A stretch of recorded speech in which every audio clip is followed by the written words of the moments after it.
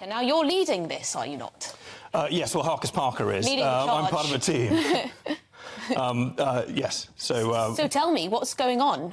Effectively, it's a massive bribery case. So we've discovered that energy suppliers are giving kickbacks to energy brokers who are supposed to be representing their clients who are non-domestic consumers, so which are companies, schools, faith groups, you name it, pretty much anyone who's not a household business or, a household or a business under 10 staff members.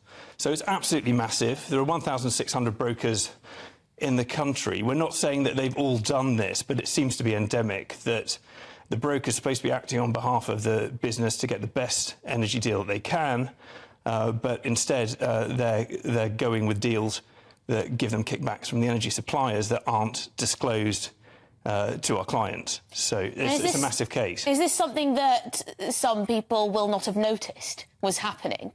How did you catch wind of it? We've caught wind of it because of doing investigations ourselves. I mean, some of that's fairly sensitive, so I can't go into details. But yes, absolutely, clients won't realise because it's simply not on their invoices from their suppliers, and they don't realise quite how much it is. So energy, for instance, is retailing at about 50p per kilowatt hour for these companies, and 10p of that can be going in kickbacks to the brokers throughout the lifespan of the contract that they simply don't know about. So how much could they be losing? I mean, presumably you have cases where it's going into the hundreds of thousands, or is it just £100 here and there? How much is it? No, absolutely, very good point. So it depends on the size of the business and how much electricity it consumes. So most will probably be tens of thousands of pounds. We can go back 6 years. But some, reach into, up to £1 million. So it depends on the particular consumer. We've got, for instance, a brewery that consumed an awful lot of electricity and used a broker to get its contract, and it's certainly claiming for hundreds of thousands of pounds. Now, where's Ofgem in all of this? Is this actually an illegal practice? Is there not really a law there that's against this? What's Ofgem's view? No, very good question. Ofgem last year regulated micro businesses, so businesses with fewer than 10 staff, which I mentioned before, weren't covered, unless it was before last year. So we do go back 6 years. So with those businesses, the brokers have to disclose and the suppliers have to disclose exactly how much is being paid in kickbacks by the suppliers to the brokers who are supposed to be acting for the customer. But over 10 staff members, a business is simply vulnerable to what's often a feeding frenzy of brokers, sort of circling around it to try to get the contract, thinking that broker's acting in their best interest, but it's completely unregulated. And we urge Ofcom. Another regulator. Another regulator. we urge Ofsted to. Not sure Ofsted would be much help. Anyway, Ofgem. We urge Ofgem to regulate this like they have done with micro businesses, because it's simply completely unregulated at the moment.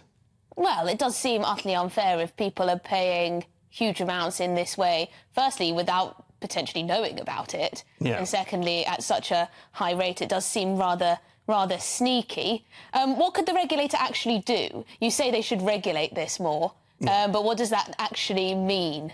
Well, they can impose sanctions, so they can fine, they can investigate. So they should definitely, investigate the situation and then impose regulations that have to be followed. Otherwise, there can be sanctions. And also, with these micro businesses, what they did was they said that they had to go through what's called an alternative dispute resolution process, so that effectively there was a mechanism in place that was signed up for people to get redress, and they required the energy suppliers to put on the invoices that they were giving these kickbacks of X amount. Because some people might not mind paying a certain amount to a broker if it's still the best deal, but they want to know what they're paying for rather than simply have money bolted on. Presumably you're the legal firm behind this, so you'll be getting a little bit of a kickback if you do well with this legal action, presumably, from your clients. A nice little fee.